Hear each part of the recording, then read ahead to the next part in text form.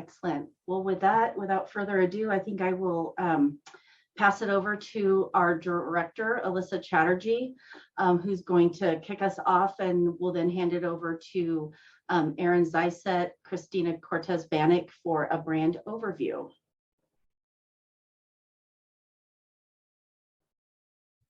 Thanks, Dawn. Good afternoon, everybody. Alyssa Chatterjee here. I just wanted to share a little bit of orientation to us as the new Department of Early Learning and Care. We worked a lot on kind of the mission, vision, and values that we hold as an agency. And one of our key goals here is really focusing on building trust through community engagement and empowerment. Part of this is being accountable and transparent, improving customer experiences and our customer service, and making sure that we can ensure quality, consistency, and continuity across the early learning and care system.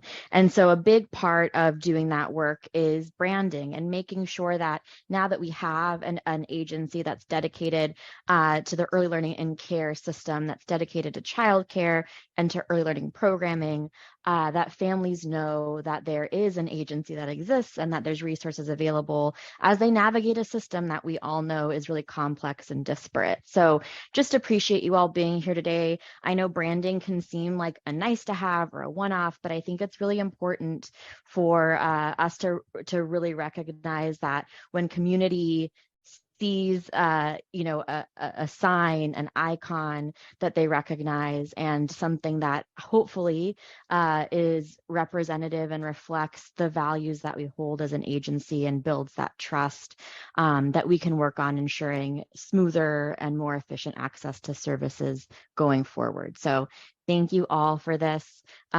Really excited to be digging into this branding work with you all and to talk more about DELC and what we look like now. So I will hand it back to the team, and thank you all so much.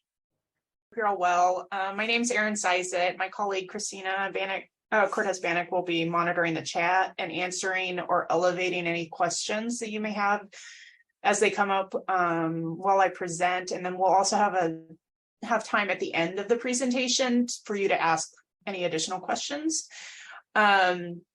This is meant to be an overview of the new brand to orient you with it and where you can find resources. So today we'll cover where to find the new brand assets and other resources, what the different logo file formats are, the basic do's and don'ts, when to use the parent brand logo and when to use the sub-brand logos, our new color palette, our new fonts, and then of course time for questions at the end. So if we can flip to the next slide. First, where do you find the brand assets and resources? I'm dropping that in the link. For the overview video that we were going to show and the link didn't work, you can actually find that on our new website, which is oregon.gov/DELC, and you can click on the About Us page, and the new About Us video, as well as a DELC transitional document, is right up at the top of that page. So in your free time, you can go take a look at that if you want. For today, I'm going to drop the brand toolkit URL and password in the comments section for you to reference. You should have received this in an email from Dawn earlier. But I'm providing it here too, just for your reference, and you can switch over to that if you want, or you can stay here and watch the slides. All of the information presented today can be found in our visual style guide, which is available in English and in Spanish on our brand toolkit webpage.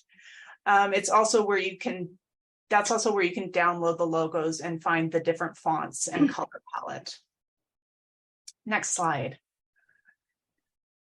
On the brand toolkit page, you will find a variety of logo variations, all packaged as zip files for you to download. In those zip files, you will find 5 different color combos to use on light or dark backgrounds or in black and white documents. There are 3 file types. There is a low resolution PNG for use on screens like this PowerPoint presentation.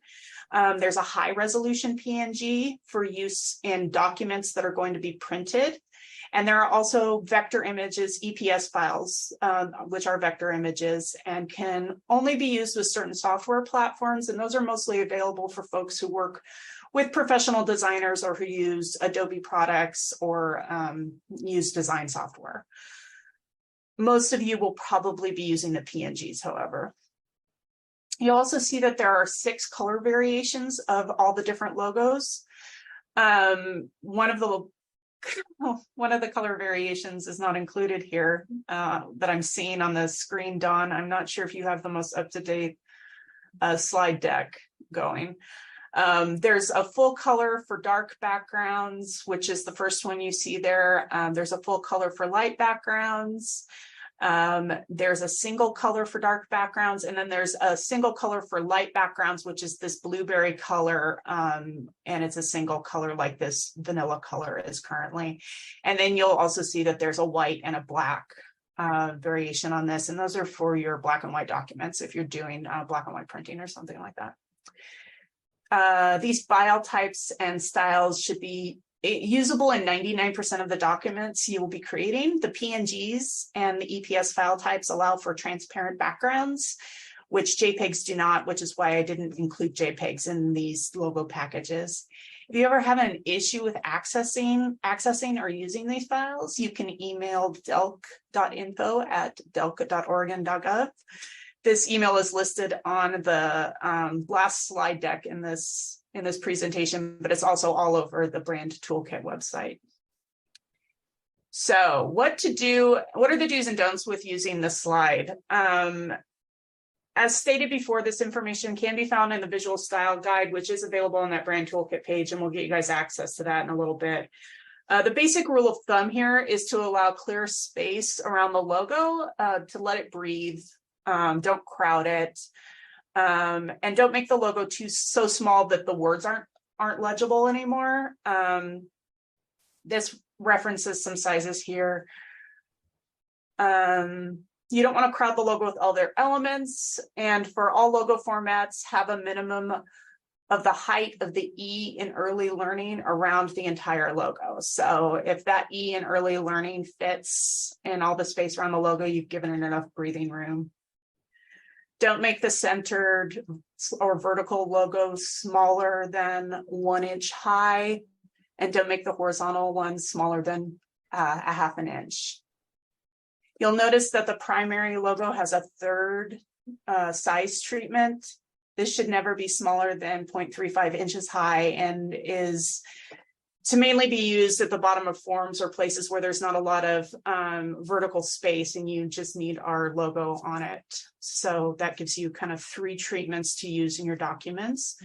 As always, using your best judgment with stuff is the best recommendation. Next slide.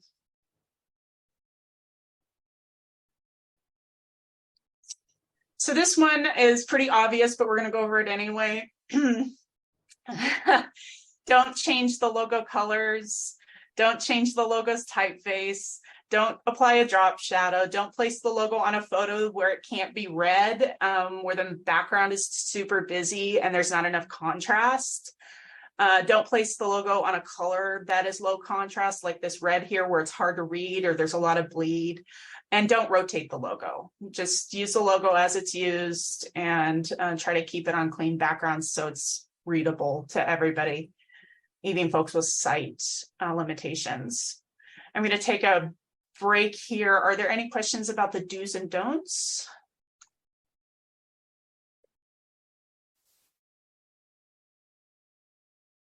I am not seeing any questions in the chat about the do's and don'ts at this time, or in the questions list that I have here. Let's go ahead and move on to the next slide. A question many of you have probably had is when to use the primary or parent logo and when to use a sub-brand logo or one of our program logos. The answer is mostly use your best judgment with this, but when in doubt, default to the primary logo. You can see that we have 2 types of sub-brand program logos here. One is for programs that are fully under the DELC umbrella or didn't have a logo of their own coming in. The other is for programs or services that have their own brand or are affiliated with a federal or external organization. An example of that would be Healthy Families Oregon has this second type of sub-brand logo. At the bottom there, you see partnership logos. So In most cases, you're just going to use our primary logo next to your logo. You can put a pipe in between like it is here if you want. Again, just respecting the space like we talked about in the previous slide is really the big issue there. I'm going to see if I can get myself back on track here. Let's see. So the other programs. Okay, we can move on to 12. Let's move on to slide 12, and we'll pick it up. All right, everybody, we're back on track. As you can see, this slide, we have 6 official program logos that come in vertical and horizontal orientations. You'll notice that we don't have that third orientation. As of right now, we don't have that longer orientation created for folks, and most likely you won't need it anyway. You can find zip files of all these logos on the brand toolkit page as well. And each zip package has the 6 color variations that I mentioned in the previous slide. So you can use it in a variety of different formats. Go ahead and next slide. This slide just shows how the other version of the sub-brand looks. So this is obviously Find Childcare Oregon, Spark, and Healthy Families Oregon. This is our other version of the sub-brand logos. Go ahead and move on to the next slide.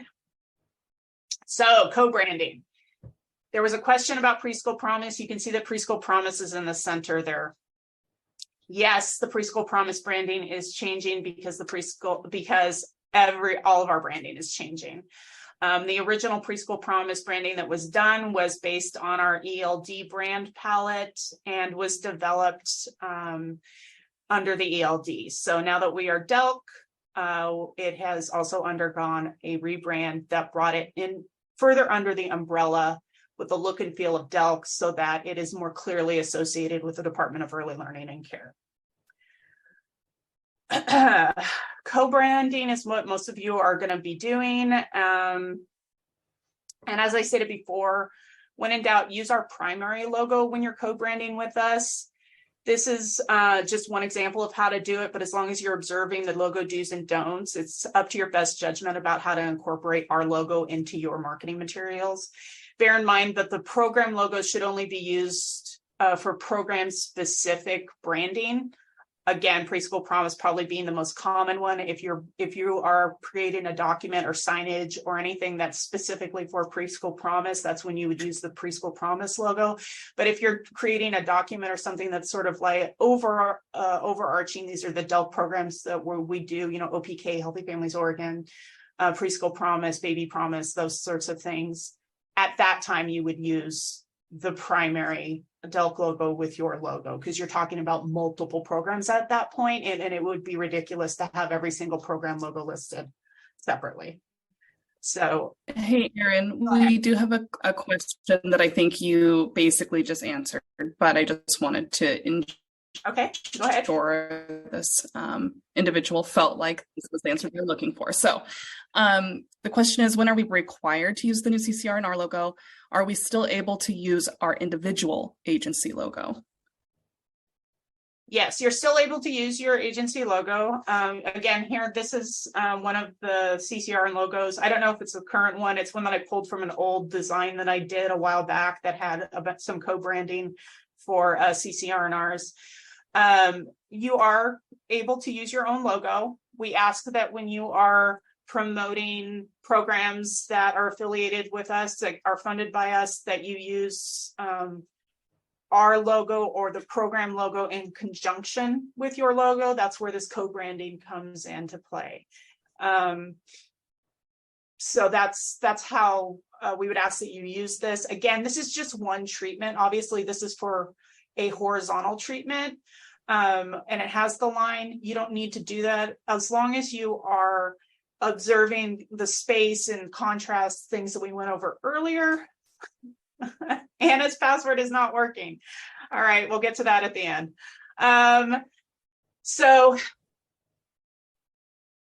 I leave it to your best judgment, and we just ask that you observe the best practices for the logos when co-branding.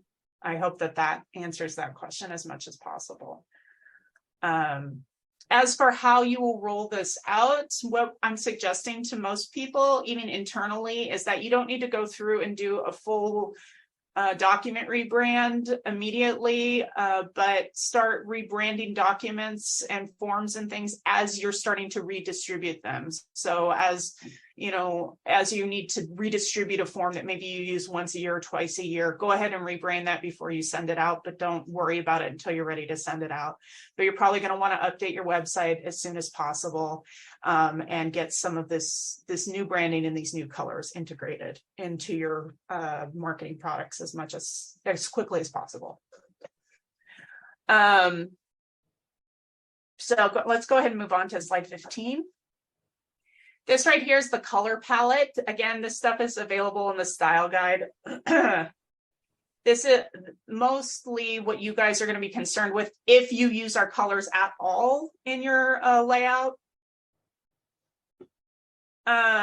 You're going to be using the blueberry and the seafoam. Those are our primary colors. Those are the ones that are most prominent in our logo. These other colors are secondary or complementary colors.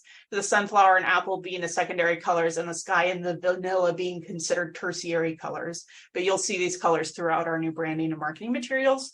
By and large, you don't have to worry about implementing these, but this is here in case you do need the hex code for your website for a preschool promise section or something like that. Next slide. So the two primary fonts for this new brand are Urbanist and Livic. If you are interested in how these fonts are used in the brand, again, I'm going to direct you to the style guide. It has a more detailed layout on how these are kind of implemented in the brand. But realistically, mostly you all will not need to use these fonts, but they are open source fonts, meaning they're free. They're Google fonts, and they're available for download on the Brand Toolkit webpage if you need them. And there's also instructions on that page on how to load them onto your computer. If you want to have them available to you, it's up to you on that, but these are our two primary fonts. Next slide. Okay, so that's it for the basic branding overview for community partners.